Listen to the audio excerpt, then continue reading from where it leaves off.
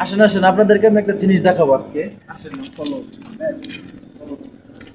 কত দূরে দূরে?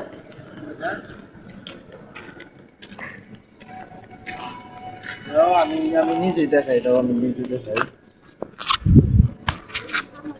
এখানে যে আম গাছ আর লিচু গাছ এত পরিমাণ মুকুল ধরছে, সেই মানে এত পরিমাণ ধরা ধরছে যেটা বলার বাইরে। আর এই পরিবেশটা, জায়গাটা সুন্দর। এখানে একটা তেলের পাম্প, সাথে তেলের পাম্পের ভিতরে যে আম গাছটি আর লিচু গাছটি অনেক মানে অনেক।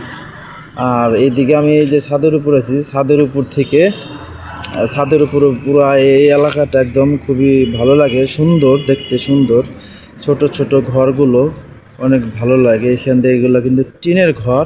আর যেহেতু এখানে রাস্তা পাশে, তার কারণে কিন্তু চালের উপর দিয়ে, টিনের চালের উপর দিয়ে বালু পড়ছে অনেক, যে ওইখান দিয়া।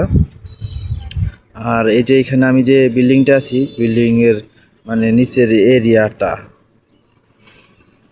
আর আশেপাশের এরিয়াটাও খুব সুন্দর। এখান থেকে পুরো এরিয়াটা দেখা যায় খুব ভালোভাবে, খুবই সুন্দর লাগে।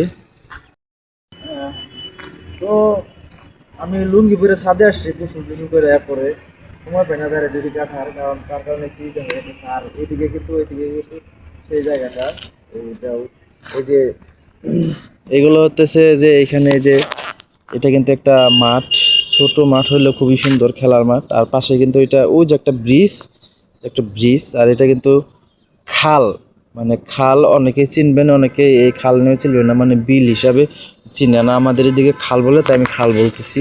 ছোট খাল, ছোট খাল। এই যে ছোট খালের চতুর্থ সাইড দিয়ে কিন্তু এই যে গাছ লাগানো এরকম, ওই যে খালটা কিন্তু এখান দিয়ে একদম ওইদিকে চলে গেছে। আমি অত দূর দেখাইতে পারতেছি না, ওইদিকে চলে গেছে। খুব এরিয়াটা সুন্দর। আর এখানে কিন্তু এই যে ভলিবল খেলার মাঠ, বিকেল হলে সবাই ভলিবল খেলে, আমি দেখাবো আপনাদেরকে। আর এখানে আমি, আর সবাই ভালো থাকবেন।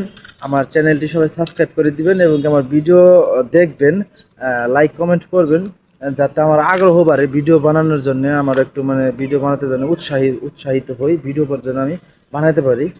সবাই ভালো থাকবেন, দোয়া করবেন। আশা করি সামনে আরও ভালো কিছু আপনাদেরকে দেখাবো।